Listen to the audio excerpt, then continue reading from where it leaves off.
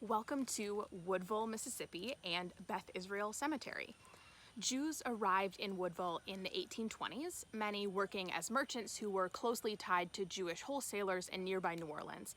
Most of these early Jewish residents remained here for less than a decade before moving on to seek opportunities in larger cities, so the community here took a while to form. The first sign of a permanent Jewish presence here in Woodville was, perhaps surprisingly, a cemetery. Two peddlers, Jacob Schwartz and Jacob Cohen, purchased a plot of land here to bury a fellow peddler who died unexpectedly. In 1848, the Jewish community here in Woodville consecrated this cemetery and buried its first inhabitant, Henry Brugance. In the 1860s, after the Civil War, Jewish institutions, including Congregation Beth Israel and a B'nai B'rith chapter, formed. Congregation Beth Israel was fairly short-lived. It closed in the 1920s, and today there are no Jews living here in Woodville. The most significant and essentially the only physical evidence of this once vibrant Jewish community is this cemetery. I want to be crystal clear that the Jewish South is vibrant, diverse, and in many cases growing, but places like Woodville, where a once active Jewish community no longer exists, are also a part of this story. So I think that Woodville, Mississippi is a terrific place to begin this month's ISJL virtual vacation. My name's Nora Katz. I'm the ISJL's Director of Heritage and Interpretation, and I'll be your tour guide for this session. And I absolutely love cemeteries. They can tell us so much about memory, identity, community, and faith. And they're also places where we can learn about the past. In this session, we'll talk to experts about what makes a Jewish cemetery Jewish, why visiting cemeteries matters, and what it takes to preserve these historic places. We'll also visit cemeteries in both Mississippi and Georgia and talk about what Southern Jewish burial looks like. Let's go! Hello, my name is Rabbi Caroline Sim. I am the Director of Rabbinical Services at the ISJL.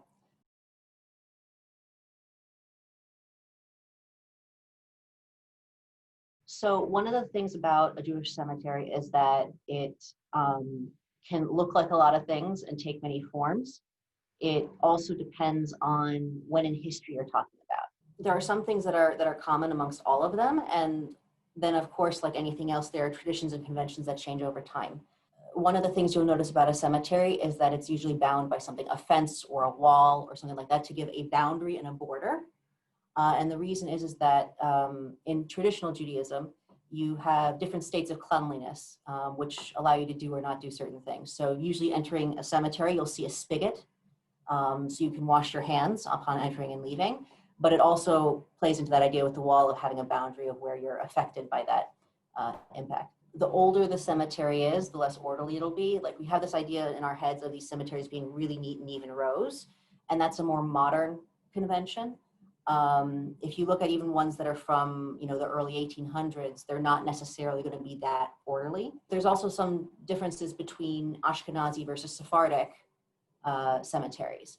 Ashkenazi cemeteries will tend to have very narrow and upright tombstones, whereas Sephardic cemeteries tend to have very wide and flat tombstones. Although that's, again, when you're talking about older ones or more traditional ones, nowadays, especially if you look in Reform cemeteries, Reform Jews tend to follow the burial customs of whatever time it is. So if you look at some from the 50s, you'll see sometimes they'll have like these little portraits of whoever's buried there, which was something that was going on at that time period. Sometimes you'll even see angels or something like that that's on top of a grave. Those aren't particularly Jewish practices, but they're there because that's what's going on within the culture of the time. In some Jewish cemeteries, Reform ones especially, you'll see mausoleums. That's not really a Jewish thing, but it does happen in Jewish cemeteries. There are, however, a mausoleum adjacent type structure that sometimes is put over the grave of an important sage or something like that. And you'll see that most often in Europe. Sometimes you can enter into them, sometimes you just around them. So it's not like mausoleums are completely and totally outside Jewish custom. It's just that it's not quite as common as it is in, say, Christian culture. In terms of the language of the tombstones, modern ones will almost always be just in English or have English with the Hebrew name. Older ones will either have Yiddish or Hebrew much more present, depending on your community.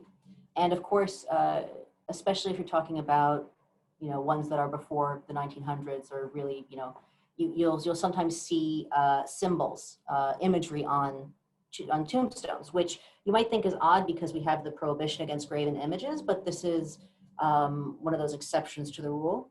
Also because we're not really worshiping in a cemetery. So it might also be why you can get around that rule. Some people might recognize like a hand like this, which is the Kohanim, the blessing of the high priest, the blessing of the Kohanim. And if you see that on somebody's tombstone, it's usually because that particular person was of the priestly line of Cohen. You'll sometimes see a book or a series of books, and that usually means the person there was a scholar. If you see candlesticks, usually a pair, sometimes three, it's usually a sign of a virtuous woman. And there's other things too that crop up from time to time that show some basic, like very, very basic information about some of the people who are buried there.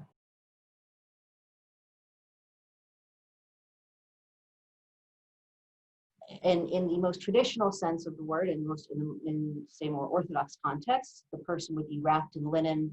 The box they would be buried in would be simple wood, as little metal or no metal if possible, in terms of the hinges and everything like that.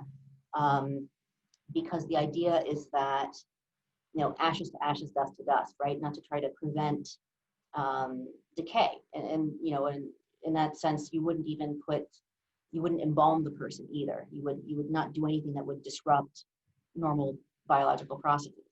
On the other hand, today, if you have more, let's say, Reform Jews, conservative Jews, we tend to adopt the customs of whatever's happening around us. So they do embalm people. They do put them in caskets that we would buy at a funeral parlor that have metal in them, or cloth lined or things like that. We tend to not bury.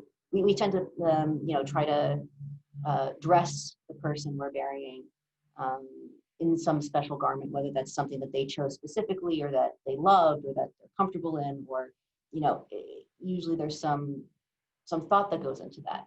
That isn't a particularly Jewish or not Jewish thing. It's just, I had a professor once who said that Jewish culture is whatever the neighbors are doing, but kosher. And that follows with cemetery culture and burial culture too.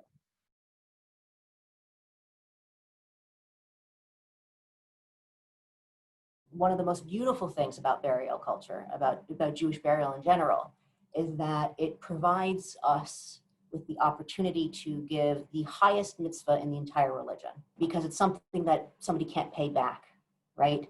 You are doing this mitzvah with absolutely zero expectation, either subconsciously or consciously, that you're going to get paid back, because the person, after you bury the person, they can't, obviously there's nothing they can do.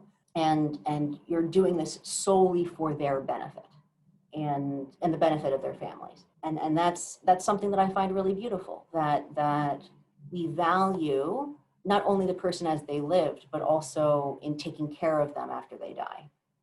And this also plays back into the mourning customs, right? With burial, you're not supposed to be alone. In traditional thought, you're supposed to say the Kaddish prayer when you have 10 people, when you have a minyan. And it's not to be mean or to try to say, oh, you can't say the prayer. It's because you're supposed to have community around you. You're supposed to not be alone when someone you love dies.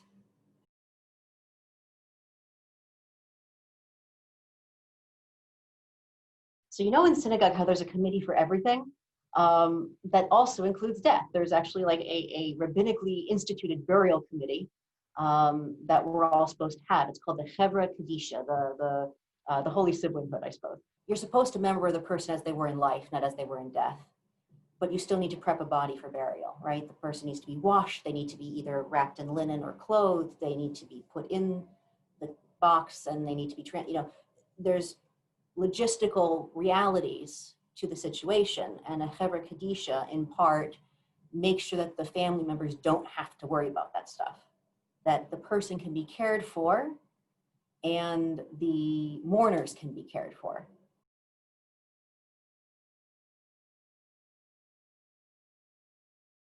When you have a Jewish settlement, when you're starting a Jewish community, what is the first thing that you make or create?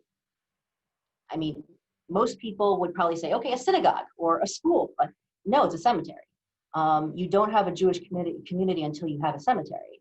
It's literally the center of, of Jewish life, ironically enough. And so, of course, if you're going to have a cemetery, you've got to think about, burying the people. And so you'd have a Hebra Kadisha to take care of burial rituals. And again, this plays back into memory and family and tradition, making sure everyone is cared for both while they're living and after they're dead.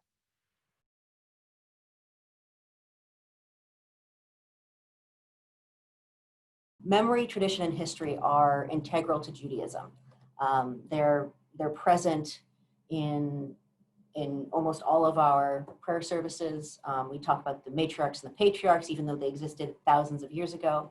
When we name our children, right, we name them Ben or Bar, and then the son or daughter of their parents' names. So we don't really have a last name, family name like you do in English. It's you are identified by your family, by your history, and remembering your ancestors is a part of that.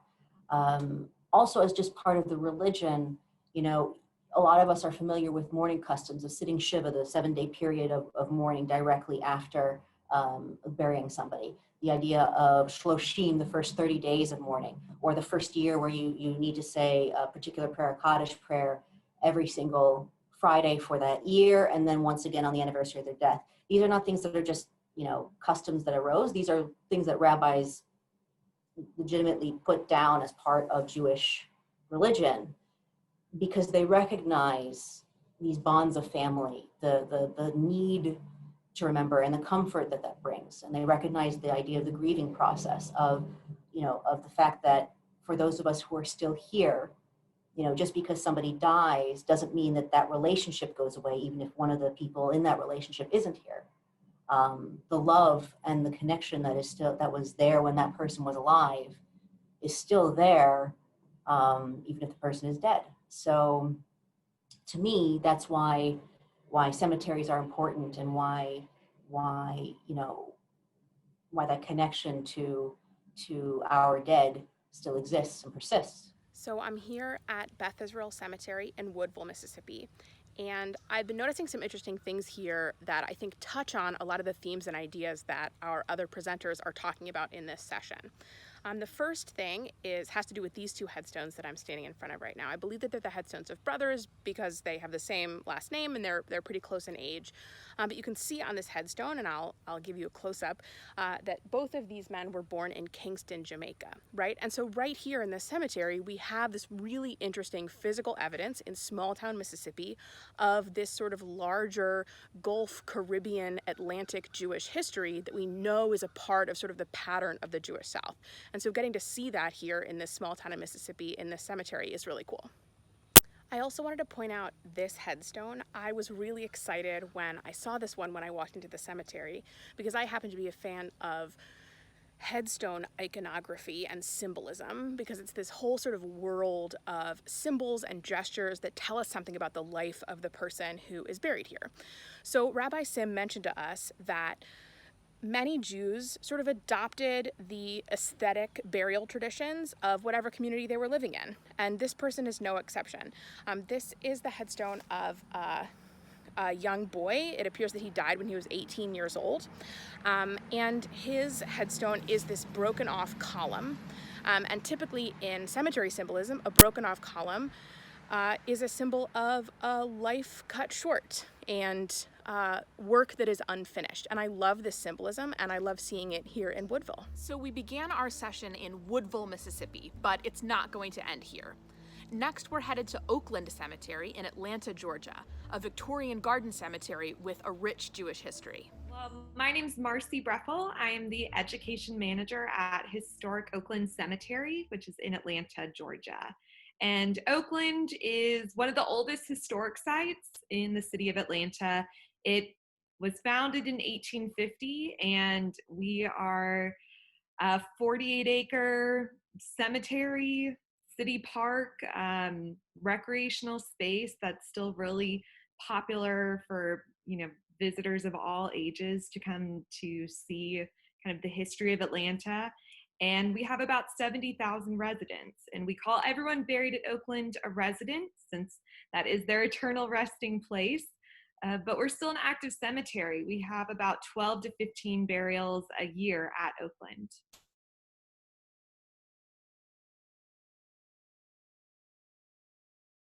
When you think cemetery, most people think of like the memorial parks that are out there where it's just like a lot of green space, lawn space, and just kind of like little headstones. But going into Oakland, it looks like a botanical garden, just with gravestones and mausoleums kind of popping up out of the trees and bushes and gardens. So the city has grown around Oakland. So when Oakland was founded, it was on the outskirts of Atlanta in 1850. And, today we're about a mile from kind of downtown Atlanta. So, we like to say that cemeteries are really peaceful, quiet places for reflection. And that is true. But, during the day, you're getting a lot of traffic noise and construction noise. So you kind of have to maybe go a little bit deeper into the cemetery to find those, quiet places where you can just kind of sit down and enjoy it. But, cemeteries are just, again, so beautiful and historic, and communities need to invest in the preservation of those spaces.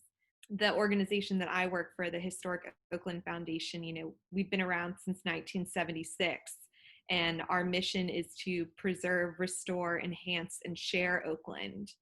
So, we've got different staff team members who are doing the physical preservation of the cemetery, fixing headstones that have fallen over or retaining walls that have cracks. We've got our gardens team who is enhancing the cemetery by restoring the gardens. And then we've got our programming team, which I'm on, which is all about sharing, the history of Oakland, the narratives and stories of our residents, and just really the beauty of this place. So support your local cemetery. I guess that's the takeaway I would say for that.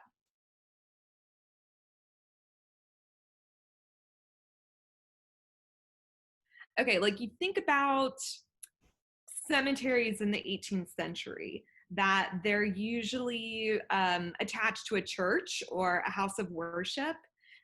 Usually, and of course, those churches, synagogues, places of worship, those are in the center of town because those are some of the most important buildings in a community. So cemeteries in, the 18th century and before that, when they're in the center of town, there's no room to grow. The cemeteries are very crowded with gravestones. It's very dark. There's also this kind of stigma of cemeteries as, that's where the dead are going. So the stigma of they're places of disease. And when you see with the Victorian garden movement, and that kind of started in the early 19th century with Père Lachaise, which is outside of Paris, or I guess it's in Paris. But that cemetery is, it kind of combined the need for one, burial space, but also recreational space. So you see these kind of larger cemeteries that are on the outskirts of their city because there's room for these cemeteries to expand. These Victorian garden cemeteries are kind of like the first parks in a community. These spaces they kind of covered two needs. So one, the need for burial space, and then two, the need for recreational space. So these Victorian garden cemeteries, and you'll also hear them called rural cemeteries since they were on kind of the outskirts of town. But these were like the forerunners to public parks. So Oakland was actually, we like to say that it was the first green space in Atlanta before Grant Park, which is our neighbor to the south, before that opened up in the 1880s.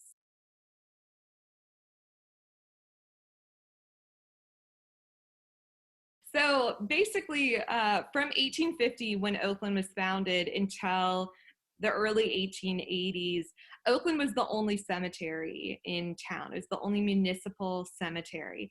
So, our executive director likes to say that it doesn't matter if you owned the railroad, rode the railroad, or slept underneath the railroad, you were buried at Oakland. And I think that's kind of a nice way to think about it, because death is the great equalizer. But there's just, of 70,000 residents, it's really kind of a microcosm of Atlanta's development. So, we do have a Confederate section where there's about 6,900 Confederate soldiers who are buried at Oakland. There's the African American burial grounds.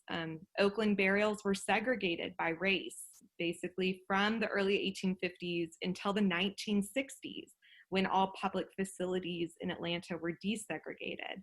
So when you go into Oakland and you visit the African American burial grounds, you're learning about not only the legacy of Black achievement in Atlanta, so many of these notable Atlantans who really shaped our city, who are buried in the African American burial grounds, but you're also learning about the history of white supremacy in Atlanta and how sites can be examples of white supremacy. And so there's a lot to learn. We've got, 27 Atlanta mayors, 6 former Georgia governors, 7 Georgia women of achievement. Probably the most famous one is Margaret Mitchell, the author of Gone with the Wind. Of course, golfing legend Bobby Jones. So usually when people visit Oakland, the 3 most important or most visited residents, I guess, are Bobby Jones, the famous golfer, Margaret Mitchell, and then Maynard Jackson, who was the first Black mayor of Atlanta and of a major southern city. And he had a big legacy in the city of Atlanta.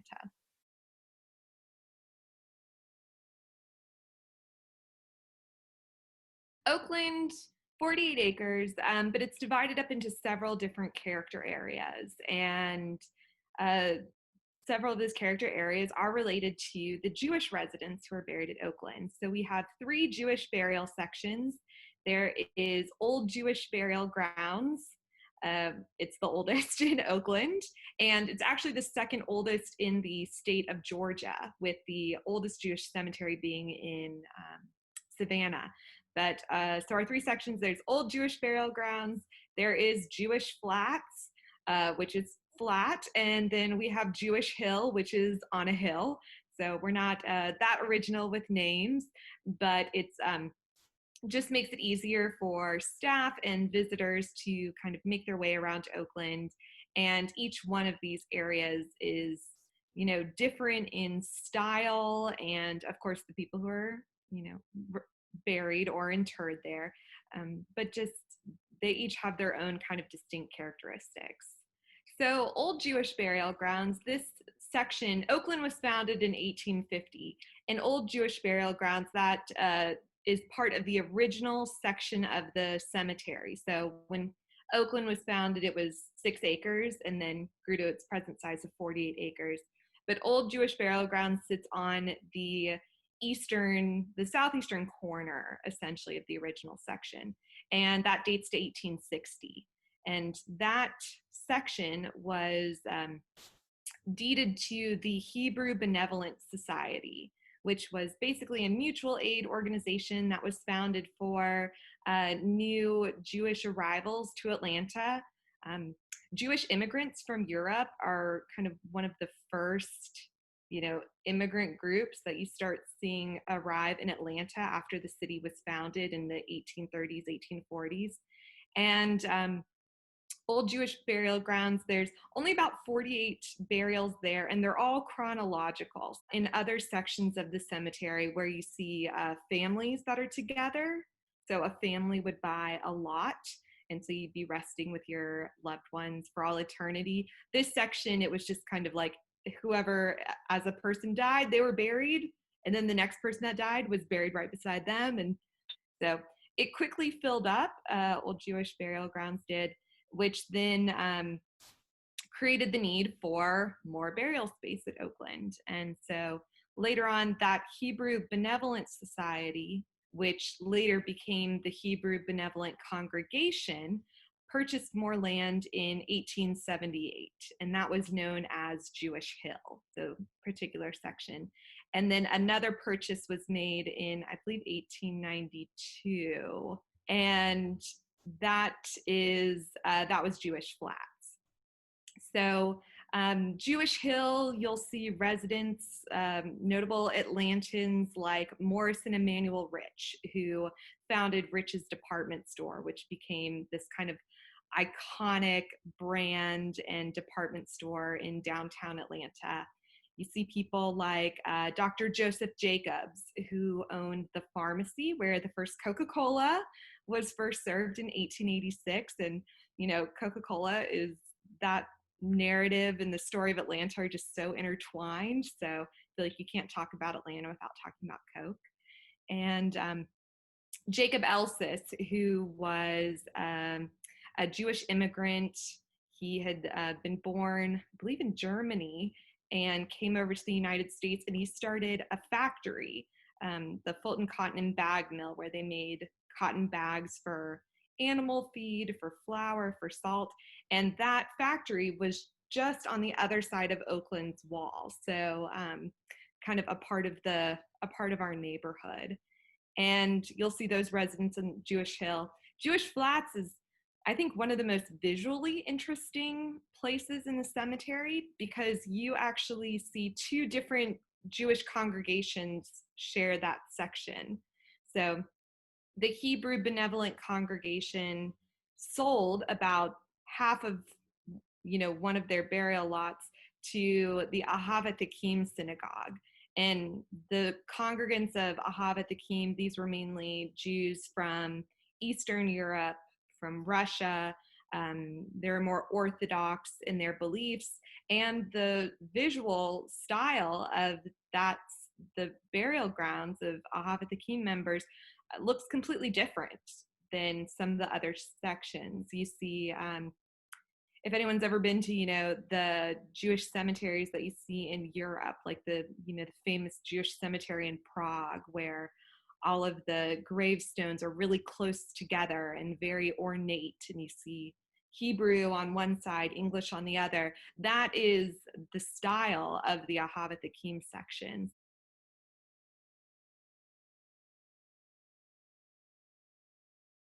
So we have a really rich educational program at Oakland. We do, well, when we're not in COVID, we do guided tours, every single weekend. We have private tours coming through, field trips of students, and of course, special events which highlight and explore the history of Oakland. But the Jewish sections are a part of every single tour. So you're always going to learn about, if you're a visitor coming into Oakland, you're going to learn not only about the history of the cemetery and, burial culture, but you're also going to go to the Jewish section and you're going to learn what some of the different symbols mean, and, and how Atlanta's Jewish community was so, prominent and in the fabric of the city. We've got a Jewish Grounds of Oakland tour. So that just focuses specifically on the 3 Jewish burial sections. So that one is very, very popular, and a lot of private groups especially want to come in and take that tour just because you learn so much. We also have for some people who are familiar with the story of Leo Frank, that is something that all the 8th graders in Georgia are taught about. But that story was just very tragic in Atlanta's history, but also shows kind of the anti-Semitism that was occurring in the early 20th century in Atlanta and the South. So Leo Frank is not buried at Oakland, but his wife is buried at Oakland, Lucille Selig Frank, and a number of the people who were involved in the trial, who were, prosecutors, members of the defense team. You also have the Governor Slayton, who commuted Leo Frank's sentence. He's buried at Oakland. So this is another tour that, you know, is, it's tragic, but I think you just learn so much about, you know, some of the darker history of Atlanta by going on it. And that one is Fear and Accusation. It's the Leo Frank story. So, but of course, you know, we're always interpreting, you know, Atlanta's Jewish residents, you know, the Women of Oakland tour, Pioneers of Atlanta tour. It figures into a lot of our interpretation.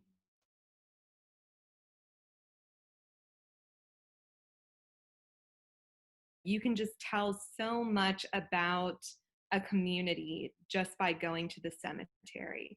So I'll be honest, I have always been a big history nerd, but I was never like a cemetery person. You know, it wasn't, whenever I traveled, I wasn't, you know, oh, let's go to the cemetery. But now, whenever I go to a new city and if I've got time to sightsee, I always want to see the cemeteries that are there, which sometimes my travel companions, they put up with a lot, you know, when we're spending 3-4 hours in the cemetery, but it's always worth it. And cemeteries are just, you know, not only looking at the history of the people who are buried there, but also looking at how does a community take care of its cemetery. You know, are you walking through an area where everything is just has been restored or preserved? You know, is there are you walking through an area where graves are covered up and, you know, it's overgrown with weeds?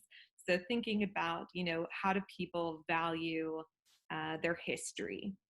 And you know, with that thought, you know, cemeteries are also examples of kind of social injustice and also social justice. You know, African American cemeteries, for the most part, like have a history of just, you know, not as much community investment, and that's when you start losing. You know, cemeteries are, they're physical examples of our history. So when, you know, when gravestones are broken or overgrown with weeds, you're losing that, you know, historical record, which is why it's so important for a community to invest in their cemeteries, just because it just is such a big part of a community's history. So I mean, like I said, Oakland is a historic site, but we're also a community, you know, space. Oakland is a City of Atlanta park. So people are coming through, you know, not only to visit and look at the gravestones and admire the mausoleums, but they're also coming through to walk their dogs, you know, just get some exercise, go on a run. People are picnicking, you know. We've seen quite a few people out on little dates at Oakland, and Oakland's it's a free to get in. It's a park, so, you know, a very cheap date, but it just is such a special and unique place.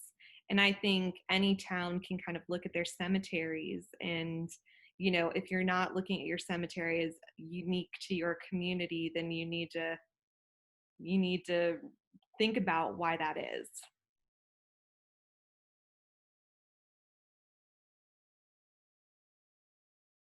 If people want to learn more about Oakland, they can go to our website, which is oaklandcemetery.com.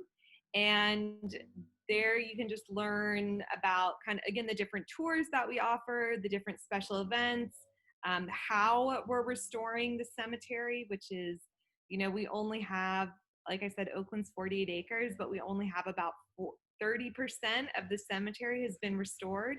So we're constantly trying to raise money and you know, fund this restoration because Oakland was founded with no perpetual care. So it's actually, that is kind of one of the funny things is you think about the Victorians, you know, that you would go to grandma and grandpa's gravesite on a Sunday afternoon and you would clean up and weed and plant flowers. And Oakland was founded with that in mind, that, you know, generations to come would be taking care of their ancestors' grave sites. And of course, we know now that that's not the case. So it's up to, in my case, the Historic Oakland Foundation, we have to constantly be raising money to restore, the cemetery. And, we do that through our tours, through our special events, through our membership. So if anyone, I encourage you guys again, check out the website. If you live in the Atlanta area or not, become a member of Oakland. All support is welcome. And again, if you don't live in Atlanta or Georgia, go support your local cemetery. So there are definitely a lot of cemeteries that out there that need that community investment. Oakland isn't Atlanta's only Jewish burial place. My colleague, Dr. Josh Partial, is going to tell us about his work in Atlanta's Greenwood Cemetery and give us a sense of the value that cemeteries hold for historians. I'm Dr. Josh Partial. I'm the Director of History at the Institute of Southern Jewish Life. If you've been watching the virtual vacation series, I've joined Nora on a few of these, and it's always fun to talk with her and to share the stuff that I work on.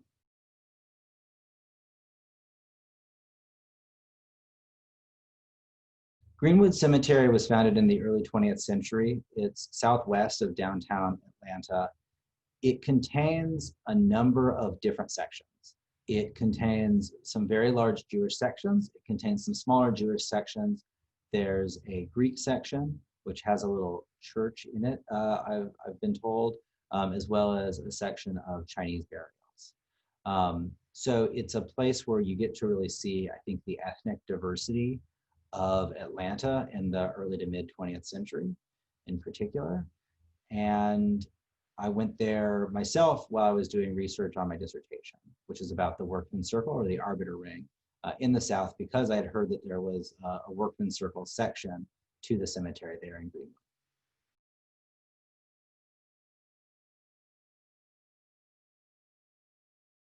So I had been doing research on the workman's circle, on the arbiter ring. I'm going to use those interchangeably probably for a couple years. And because the workman's circle was an urban phenomenon in southern cities that really had its life in neighborhoods that don't exist in the same way anymore, there aren't a lot of physical markers of this history. The buildings that they would oftentimes buy to convert into libraries and schools, where they held social activities, have often been torn down. In a lot of cases, they've been torn down to make way for highways. Or in the case of Atlanta, I believe that the building where the Workman's Circle held its events was a parking lot next to one of the baseball stadiums for many years. So you can't go to the city and see those places. It's not like the Lower East Side where the Forwards building is still standing. It's different than that. And so in my research, I've been dealing with texts. I had done oral histories with the children of a lot of the early members of this organization, but I hadn't been able to sort of go to many places where I could feel like I was in that history in that same way. And so the Greenwood Cemetery, the Workman's Circle section, was really one of the strongest sort of, a really strong moment in my research process. One of the big things you notice coming into the Workman's Circle section in Atlanta is that immediately across the little road from it is a much larger Jewish section that belongs to a Havat Achim synagogue, which is now currently a large historical conservative congregation in Atlanta.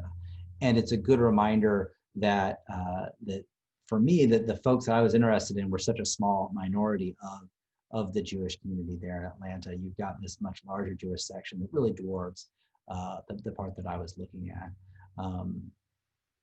But still a reminder of the sort of Jewish diversity of the area, because you have Havat Achim, you've got the Workman's Circle or Arbiter Ring, as well as I believe some Sephardic sections in the cemetery. I went out to the cemetery, and then I came up a hill, and there was this big archway, and I'll show you the picture of that archway. It says Workman's Circle, branch 207, erected 1936. That's not the date that they founded this cemetery section. It's when they built this big stone archway. And there were sort of all these burials, all these people whose names I had read about. And it was a really interesting place to gather information. And I got a lot out of this cemetery section. There's a lot that we can learn from looking at cemeteries, and a lot that we can learn from the graves themselves. Coming to the back of the section, there are a few graves from the Merlin family. Now, Michel Merlin, also called Mitchell Merlin in some places, was Mr. Arbiter Ring in Atlanta. And this is a person who I had read pages and pages of his Yiddish writings. I had interviewed a granddaughter of his. I've been in touch with the family. This is someone who I knew a lot about, and I felt like I had a relationship with through all these texts of his I had read. He worked really hard to commemorate the history of the workman's circle in Atlanta in his writings. That was important to him, that someone in the future would pick this up and read it. And it was also important to him that it was written in Yiddish, right? That was the language he wrote in.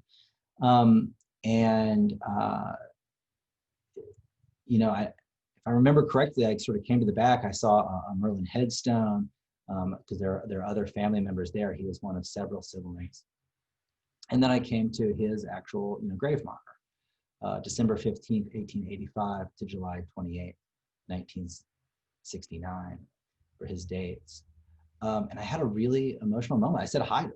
I said, I'm glad to meet you.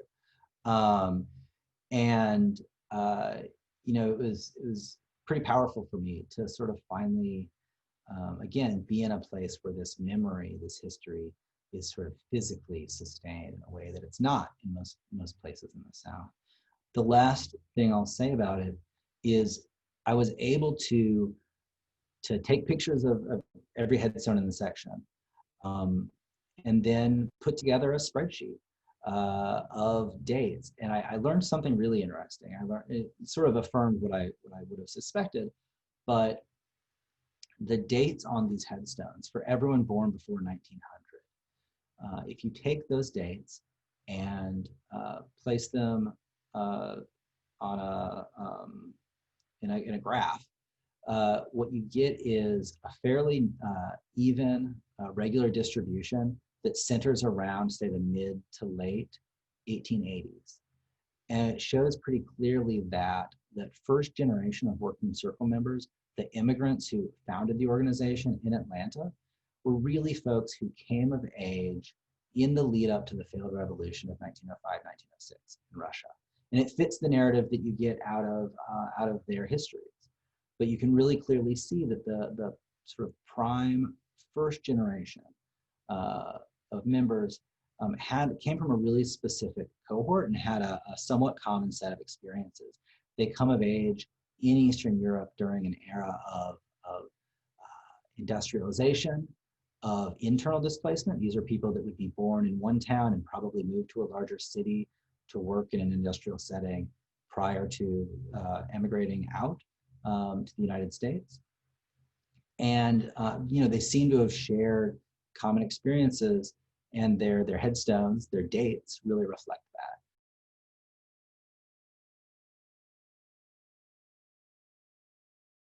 It's southwest of the center of Atlanta. And at the time that Jewish burial started there, it wasn't especially far from the neighborhoods where Jews were congregating, sort of south of downtown or southeast of downtown. But as Jewish life moved to the northeast, it's quite a haul from, say, the Atlanta JCC down to Greenwood. So that's a really interesting thing about it, is that it's not a place where the Jewish community would choose to have burial sites now, probably, simply because of the distance from sort of the core of Atlanta's Jewish population.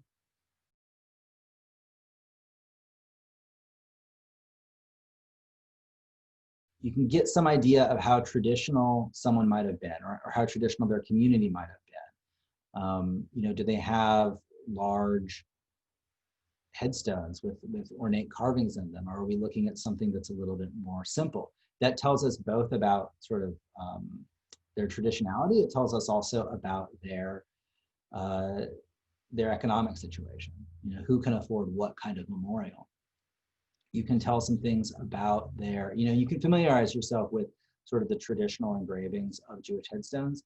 to learn a little bit, is this a more traditional headstone? Because they're fairly formulaic, in a sort of more observant setting. Or is this maybe having a little more modern individualistic take on the headstone?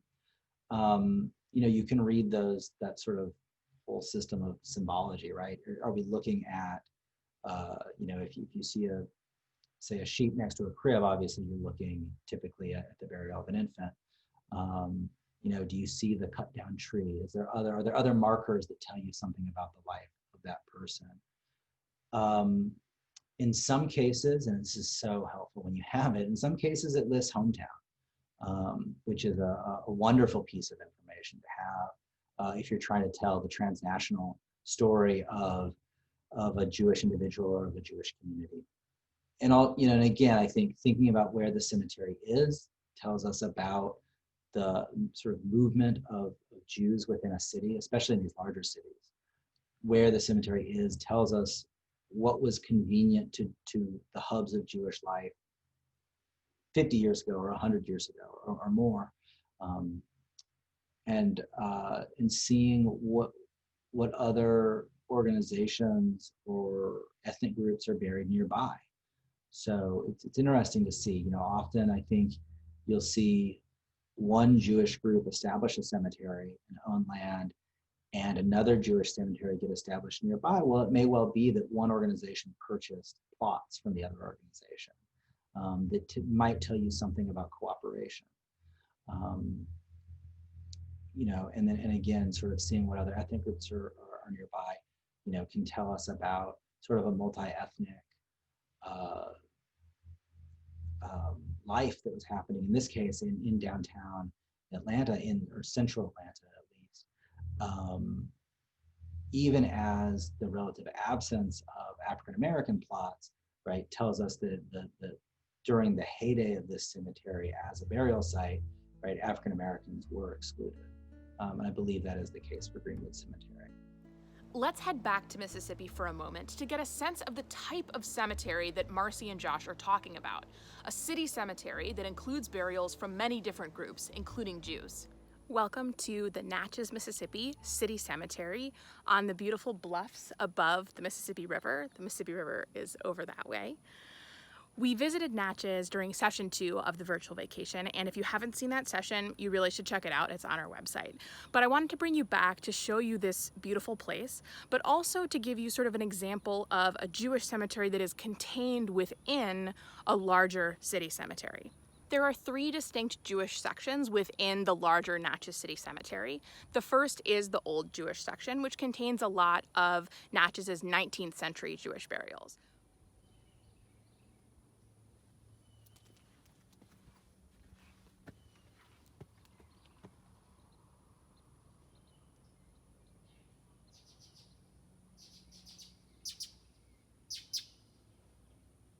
Right now, I am in the newer Jewish section, which includes a lot of the Jewish community's 20th century population.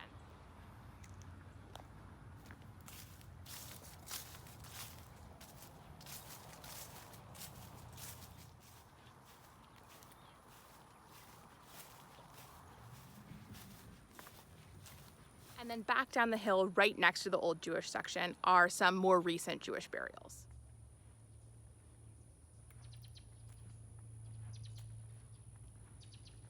I think that the placement of the Jewish burials here in Natchez is really indicative of the place that the Jewish community had in sort of the larger population of Natchez, right? They were really deeply connected to the economic, political, and social life of the city, and so their graves are contained within the larger city cemetery. All of these historic cemeteries are beautiful and can tell us a lot about the history of the Jewish South, sometimes confirming ideas we might have about the past and sometimes surprising us. But preserving and restoring these cemeteries takes a lot of work. To get a sense of what that looks like, I talked to Juliette Hotard, who works to restore the incredible cemeteries and tombs in New Orleans, Louisiana. Hi, my name is Juliette Hotard. I work for a nonprofit based in New Orleans called Save Our Cemeteries. Our main mission is the preservation of historic cemeteries in New Orleans, as well as the education to the public about why they're important and why they need saving. I am the restoration and volunteer coordinator, so what that entails is overseeing the yearly restoration project, all the way from, picking a tomb, getting the tomb approved by the board, doing the background history of the tomb, really getting to know who's buried in there, and why it's important to restore this tomb, whether it's architecturally important, or the people who are buried in there are important to the history of New Orleans, or the tomb really just simply needs saving. I try and pick tombs that, I kind of call it the 5-year rule. Like, maybe they're okay for now, but in 5 years they won't be feasible to restore them. So we really try, and there's a lot of tombs that you can restore in these historic cemeteries. The options are endless. So once we pick a tomb to restore, it's also my job to go to the cemetery and assess the damage, essentially. And I kind of, break down, how old the tomb is, what's wrong with it, and the steps to take to restore it. And then from there, we hire private contractors who specialize in historic architecture, and some actually specialize in historic tomb restoration. And then my other part of my job is volunteer coordinating. I oversee cemetery cleanups, and we get, people in the community together, and, we do anything from picking up trash to pulling weeds to cleaning historic marble the proper way. And sometimes we'll also, clean full tombs.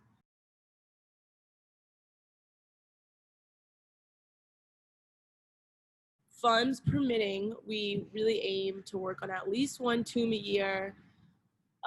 For example, one of the latest tombs we worked on was the Aloe tomb, that is in one of the most historic cemeteries in New Orleans, St. Louis #1.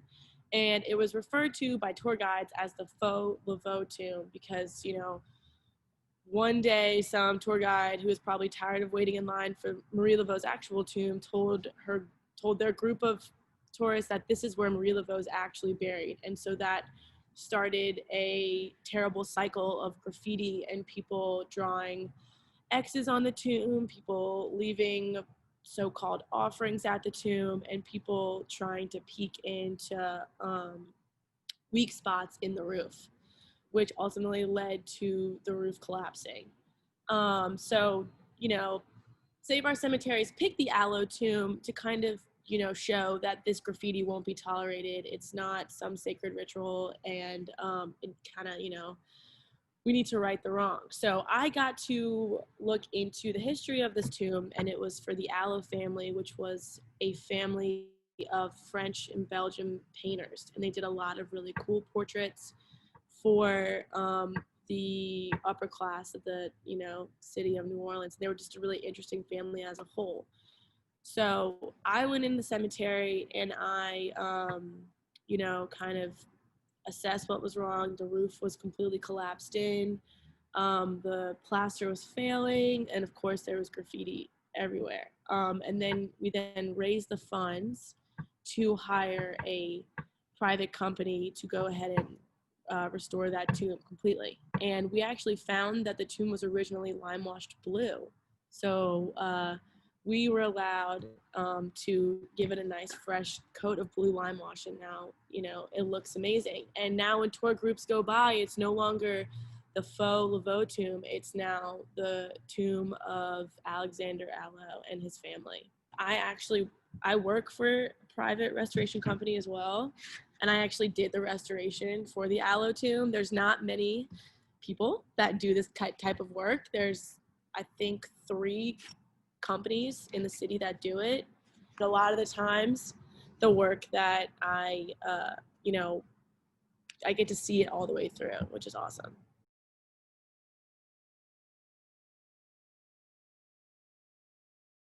The most common problems we run into when restoring a historic tomb is just inappropriate repairs. It's people using modern day, often cheap material to kind of put a Band-Aid over a bigger issue on tombs. And it's really just lack of education and lack of knowing the importance of using the period appropriate mortar and period appropriate softer brick. And oftentimes, well, what happens is, when you put, it's called Portland cement, and when you put that, something you can just buy at a Home Depot or a Lowe's, super cheap and super quick, but when you put that over, let's say, older exposed brick and you attach it to the older plaster, you now make weak points all around that mortar because that's the strongest, the strongest thing on that tomb, and it's stronger than the soft brick. So you'll often have cracking spread all around that Portland repair, and a lot of times the softer brick can't handle it. So when it's a reversible, you can't really take it off because then you'll be taking off the faces of the brick and hurting it more, really. So we use this period appropriate plaster, which allows moisture and water when it does eventually enter the tomb, and it will. It allows the water to filter out through the mortar joints and through the plaster rather than get stuck back there and be trapped and eventually create cracks in the plaster.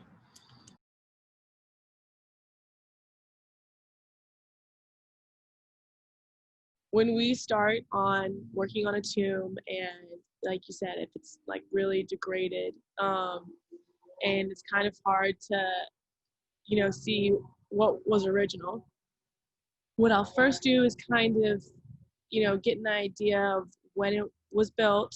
You can see kind of by, the first person buried in there about when it was built, and like the size, like the height, and you can tell like the roof ridge. And then I'll go around that same cemetery and I'll try and find one that was about the same size and built at the same time, and you can kind of tell, okay, so they had this detail wrap around the cornice, or they had like this type of roof, stuff like that. I'll also go to the Historic New Orleans collection, and they're so helpful there, and they have microfilm of different surveys that were taken, I think one in the 80s and then one in the 60s maybe, but especially the later surveys when photography was not as accessible, they would really only take pictures of the tombs that were the most important. So oftentimes you don't have historic photos, unfortunately, but we do find some. But really, I think the best way is to go around the cemetery and kind of find a lookalike, and go off of what they look like.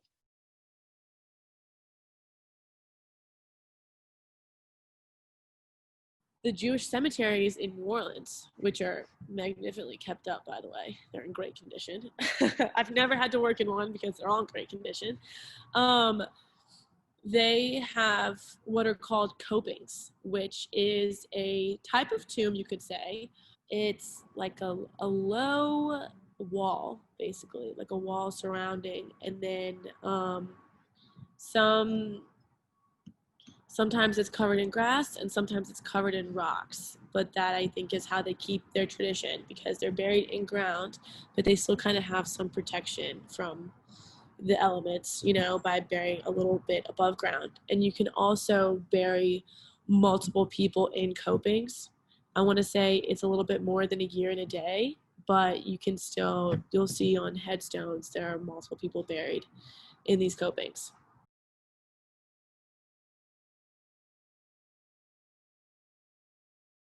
If you come to New Orleans and, it's okay to want to see the cemeteries. It's, if I ever go to Paris, France, you bet I'm going to go look in their cemeteries. And it's okay to be a tourist, but it's also important to kind of realize where you are and maintain the certain cemetery etiquette. A lot of times people go and they're just excited and they kind of forget where they are. They forget that they're in a place where people are going to visit their loved ones that have passed on. And we've had a lot of trouble with tourists doing things that they shouldn't. And in turn, we've had to tighten up restrictions on cemeteries, which I hate to see. I love that people enjoy them and I want them to continue enjoying them. But if you ever go to New Orleans, please visit our cemeteries, but please don't leave beads on the tomb.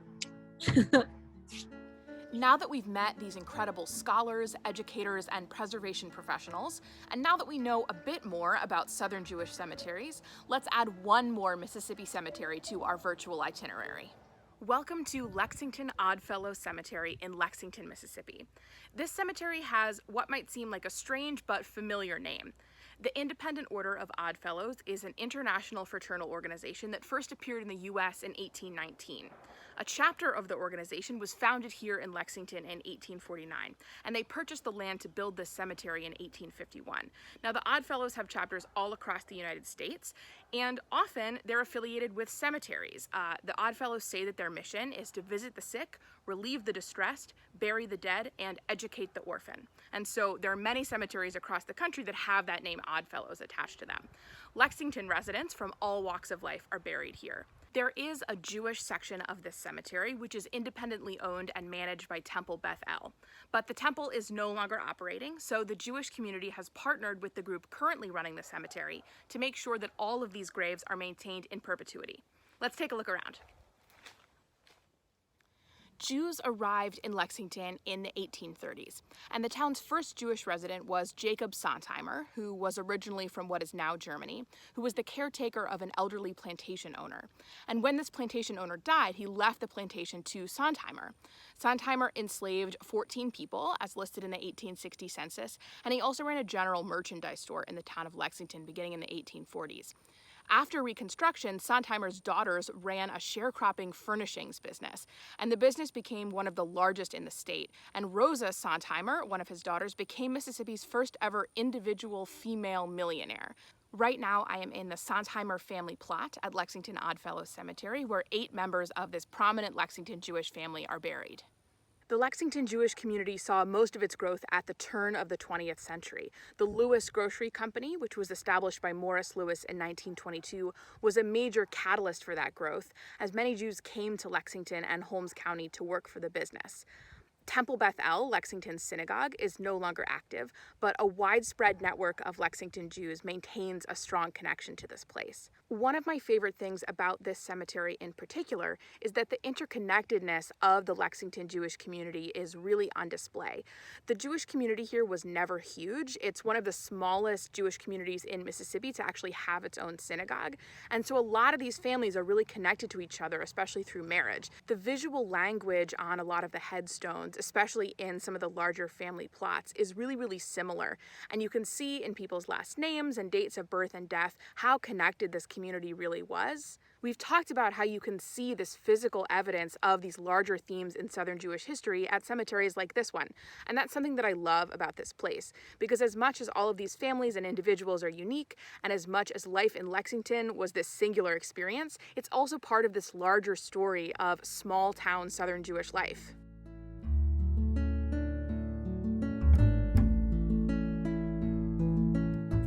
Thank you so much for joining me on this tour of the South's Jewish cemeteries. It has been such a delight bringing you to these incredible places with me. I hope that you will join us in December for our next session of the ISJL Virtual Vacation. And in the meantime, you can catch up on all of our past sessions and read our past emails on our website, www.isjl.org/virtual-vacation. Bye, everyone.